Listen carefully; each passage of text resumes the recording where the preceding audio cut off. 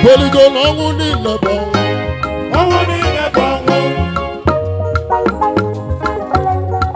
Igweligo n'ọnwụ niile bụ ọnwụ.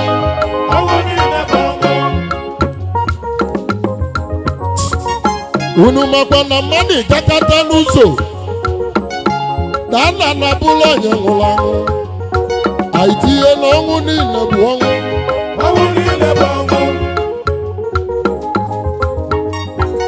N'ezie na-anya bata Enugu ugwu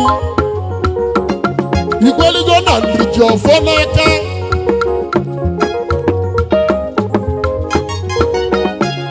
Aro Nwa Nteje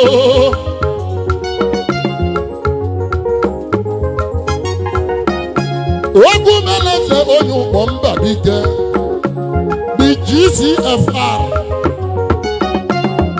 founder Akuluono United Brothers nke Nigeria ana-amado odogwu aka.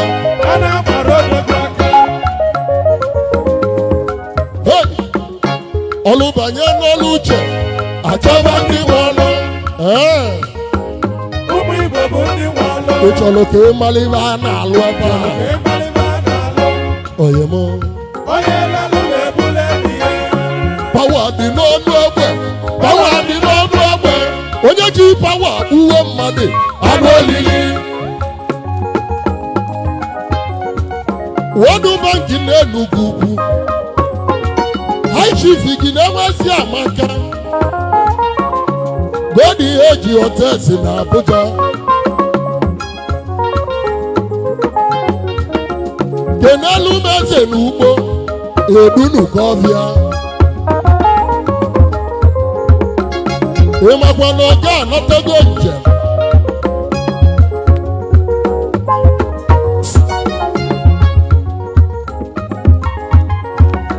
Ego nwe ji nwayọ lịpụta Ichie Chukwu bụ eze nwamba obue. Ichie ome ka ọ dị mma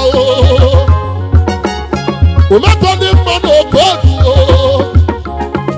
oji ụzọ ọmọgọ ọba o tinyere sitiriti laiti na gọva anya mmụ ojiji afụ ụzọ odogwu na oke obi igwe na nna mmanwụ na-emewu ya.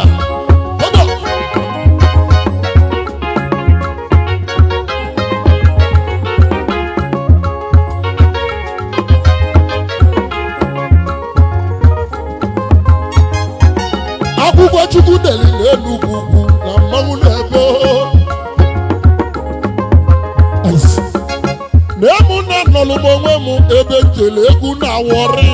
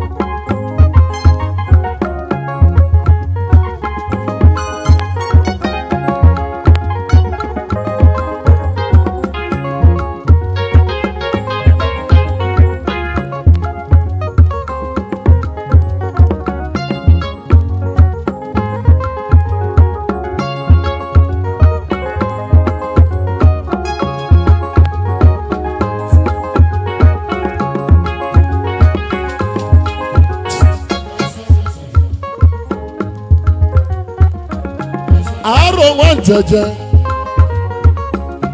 onye bịara ụwa kpebe ekpele ka Chukwu gozie akara aka ya.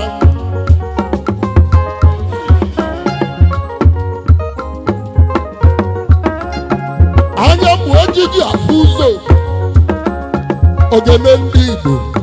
Ogene ndị Igbo siri ike.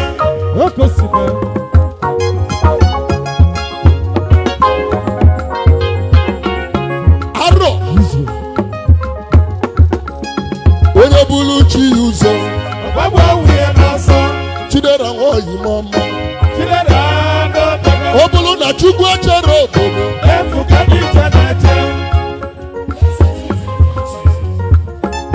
Chigozie nwa Ogbunike ayakoghị m onye ọzọ bụrụ ekwusigo ọbịa oji ụzọ eme ọgọ uvulu Chigozie nwa Ogbunike ayaka ọzọ bụrụ siti eme mmanwụ teba a na-ama n'obegwu aka ọlụbanye n'ọlụ uche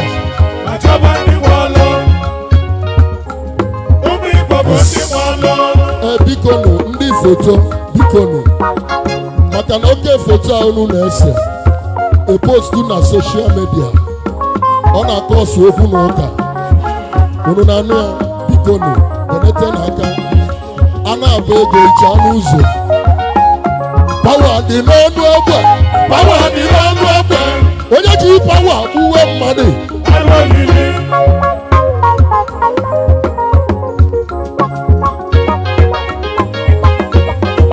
Odogwu nwa Ogbunike n'ọzọ ịma na anyị tiketele ego uwe iwe chọla akala aka gị whenever South Africa Lucia South Africa wee tigide egwu ọ dịka ugogo ọ ga-achake na South ndị ilo wee manyite na South ịchalịla South ụlataba ịmabulu na akala gị dị na Naịjirịa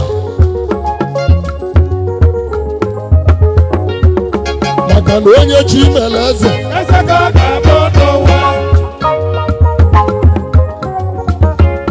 ịbatazie Naịjirịa ibi gị ga-eji wee ma na gị na chi gị dị na mma bụ na ị nọ na South ụlọ nna gị lụrụ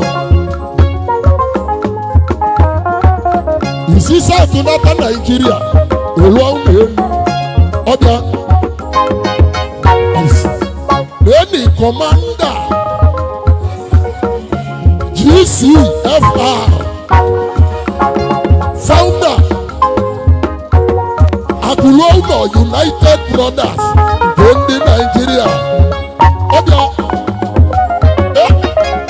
a na-ama n'obegwu aka okwu n'imere eze ịmakwa na ebinyesie m otu a ma post wee na soshal midia ndị ụfọdụ ebula egbe tụgharịba m ụfọdụ bịala na Nteje na-ajụ ezigbo aba m onye na-ajụ ezigbo aba m ị chọrọ ka ịgbagbuo m ọ bụ na ji onye adị n'izuzu na ife a na-akwadoro ime ya ka mkpaghe aro ụfọdụ jeli jụta aba chezozie na ogwe ndị bịara ụwa mmụọ mmiri na-agba okwu mmụọ Chukwu na-agba okwu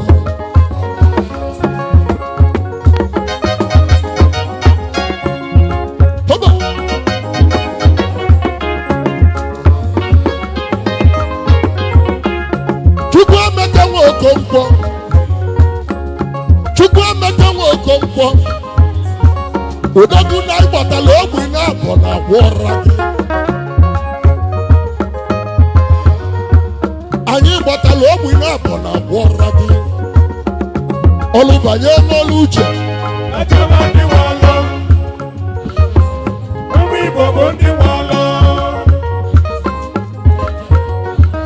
iji na-enwe ezi amaka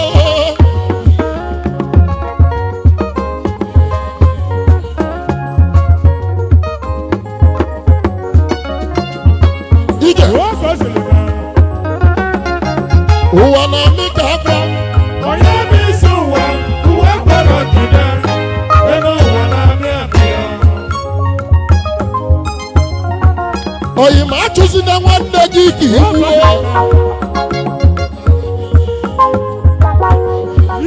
ọ bụrụ na ibe gazibeli nwanne gị nsoli ihe nwebe anwụrị maka na ụmụnna nwezuwa akụ ilo na-asị ya ije o kwesịrị ime okwu mere eze agụụ dị n'obodo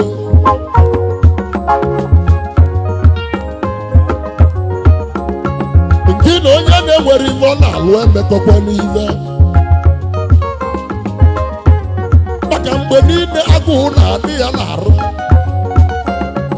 enyi ya bribe maka gị ọkọwa gị ọfụma akwụkwọ Chukwu dere ebube Chukwu nọ n'Enugwu onye nwụrụ osiri ike onye nwere siri ike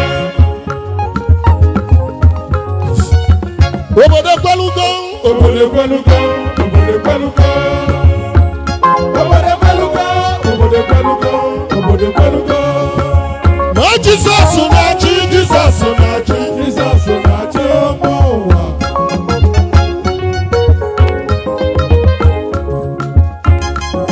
alụsị ya baibai yo alụsị ya baibai yo alụsị ya baibai yo Jizọs achịbago Jizọs na-achị Jizọs na-achị Jizọs na-achị Jizọs na-achị Jizọs na-achị Jizọs na-achị He's our Savior He's our Savior He's our Savior obodo Aro Nwa Nteje abịago ọba so Igbo daligo ibudu ọba Chukwu na-eme eze ụbịama ajọka ụbịama ajọka ụbịama ajọka ụmụ ụwa ọgaranya amaka ọgaranya amaka ọgaranya amaka ụmụ ụwa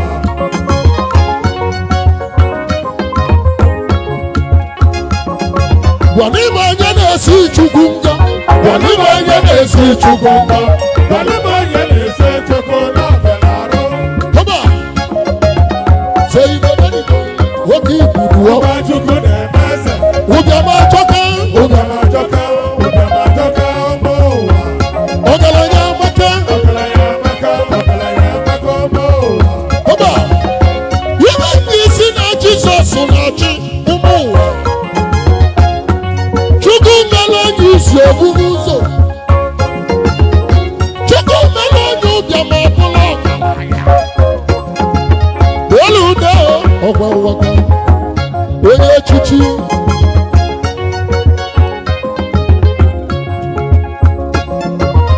so Igbo daligo ibudu ọba Chukwu na-eme eze ọgaranya amaka ọgaranya amaka ọgaranya amaka ụmụ ụwa alụsị ya baibai yo alụsị ya baibai yo alụsị ya baibai yo Jizọs achịbago Jizọs na-achị Jizọs na-achị Jizọs na-achị ọsọlọma masọrọ Jizọs na-achị Jizọs na-achị Awọ. ọba He's our Savior ọgaranya He's our Savior ịgbamgbam He's our Savior obodo Aro Nwa Nteje abịago kwanụ ayaka ọzọ bụ mmanwụ na-ebe onye mmiri awọdụ na-ekwe odogwu mmanwụ ugwu n'ọgbọ onye na onye na-esi Chukwu nga gbalịba onye na-ese Chukwu nga gbalịba onye na-ese Chukwu na-abịala arụ ọba ụbịama ajọka ụbịama ajọka ụbịama ajọka ụmụ ụwa ọgaranya amaka ọgaranya amaka ọgaranya amaka ụmụ ụwa ọba onye na-aya ka ọzọ bụrụ nwoke Chigozie asị ndị egwu apọsịla ego kama babọbabọba ma ejebe na-akpọ ndụlụ ọbịa na EFCC nọ n'ilo omenife odogwu omenife odogwu omenike odogwu onye echichi omenife odogwu omenike odogwu omenike odogwu onye echichi gwa n'ime onye na-esi gị ngọ gbalịba onye na-ese gị nkọ gbalịba onye na-ese gị nkọ ọ bịara arụ ọba ọgaranya amaka ọgaranya amaka ọgaranya amaka ụmụ ụwa ụbịama ajọka ụbịama ajọka ụbịama ajọka ụmụ ụwa wee na ọzọ nna akụzi na nnechi ọgọ dekwa na omenife onye mbụ oji kwuru oke ebu ọzọ ọzọ ọzọ ọzọ ọzọ na ọganila gị mma odogwu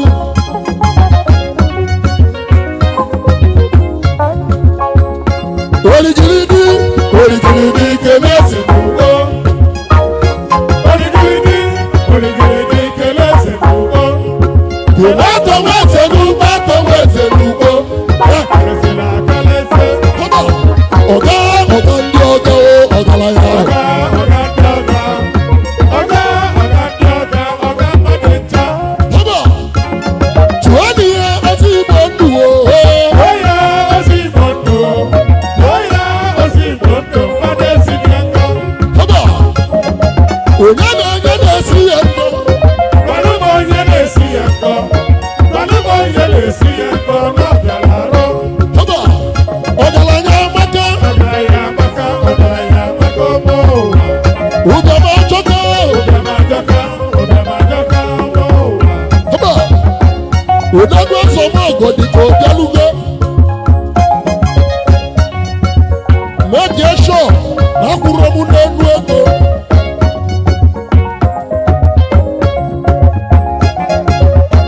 Ije mụ n'unu otego ndenge.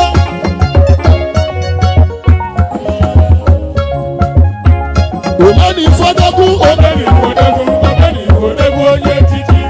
Omeni Ifodogwu. Omeni Ifodogwu. Omeni Ifodogwu onye echichi. alụsị ya ebe ị na-ahịa. Alụsị ya bye-bye yo. Alụsị ya bye-bye yo. Jizọs achịbago. Jizọs na-achị. Jizọs na-achị. Jizọs na-achị. Abụ abụ Jizọs na-achị. Jizọs na-achị. Jizọs na-achị. odogwu ọhịa. He's our Savior. He's our Savior. He's our Savior. Obodo Aro Nwa Nteje bịago kwenu. Haba.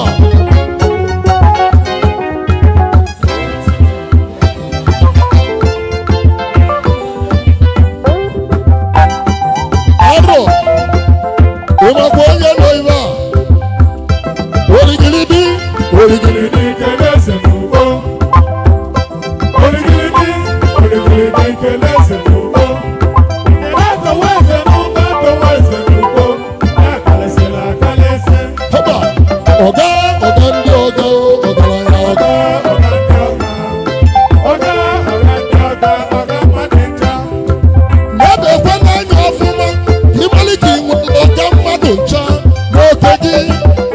Deludo mmadụ achọ n'ibi okwu. Aro. Abeg abeg.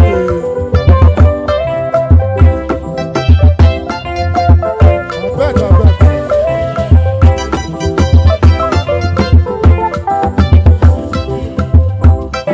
Oligilidi. Oligilidi Kene Eze n'ugbo.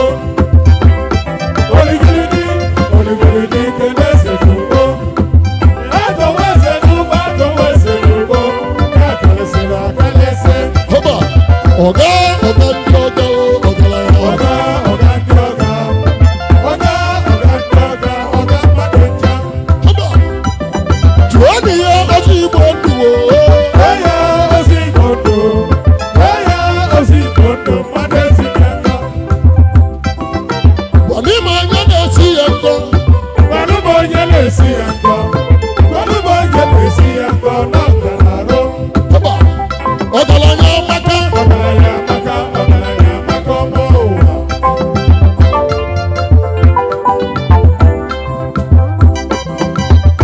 Odubido mmega chukwu ukwu n'aka. Olunu m do mmega ka ọ dị ya do mmega.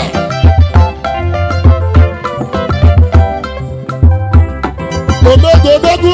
Ọmọgodogwu. Ọmọgodogwu onye echichi. Omego. Ọmọgodogwu. Ọmọgodogwu onye echichi.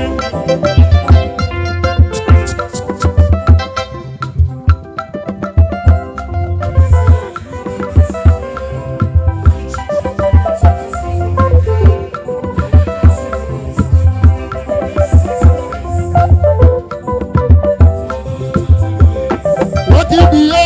Nwata Nwoke bi ya. Nwoke bi ya onye echichi. Nwoke bi ya. Nwoke bi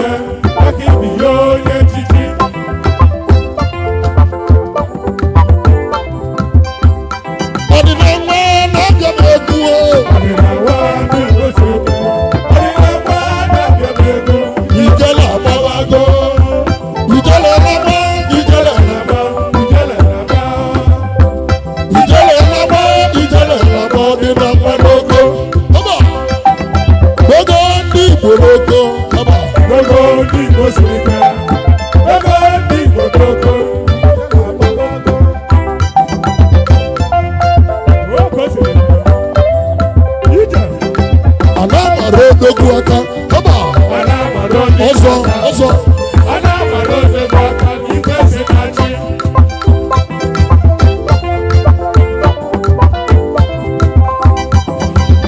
so ibe danibo odini domega odogwu domega ojiji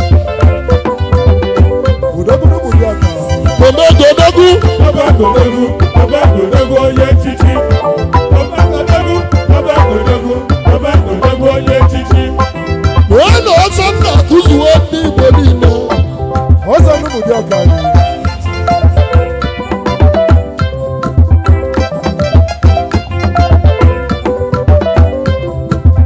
onyinye Chukwu nyere ndị nọ n'ụkọ ọrịa ọzawa chi na-emele onyinye Chukwu nyere na nka mmanwụ na-agbawa mmanwụ na-ebe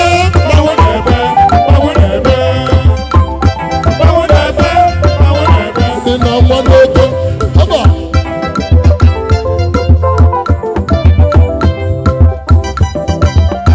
ọzọ na-akụzuo n'Igbo ọzọ na-abịa m egwu ọzọ na-abịa m egwu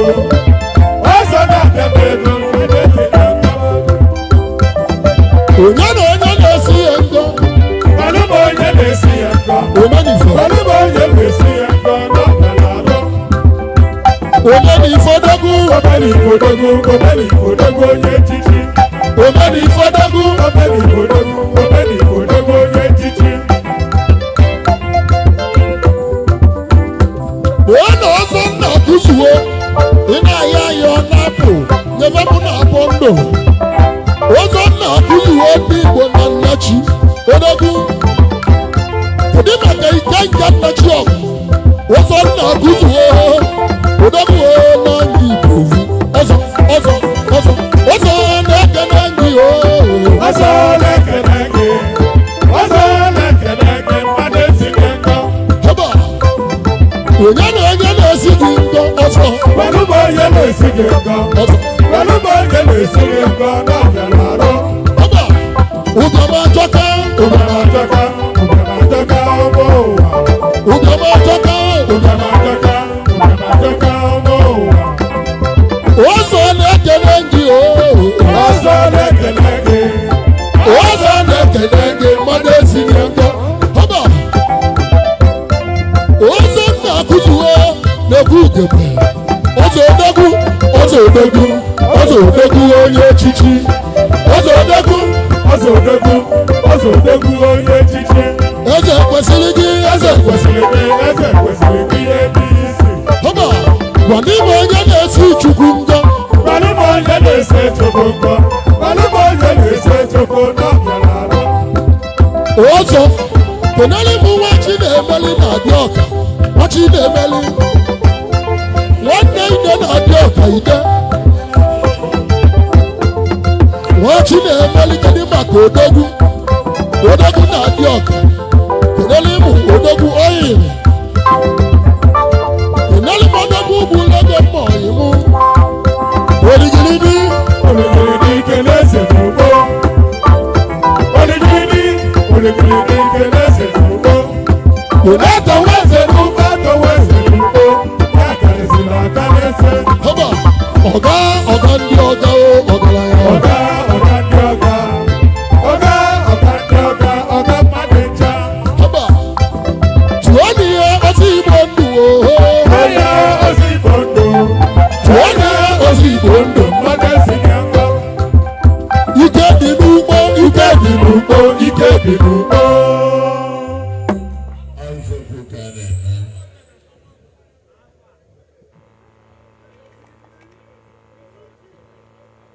All right, thank you, High Chief Aro Nwa Nteje. The hour has come for the Committee of Friends and the members of the Ukpo Oligilidi Forum to humbly pay their condolence visit to the Ukpo Boys. Thank you so much. Because, just speaking of my very good friend, I've recently sent the country as you requested, because the person should come back. Okay.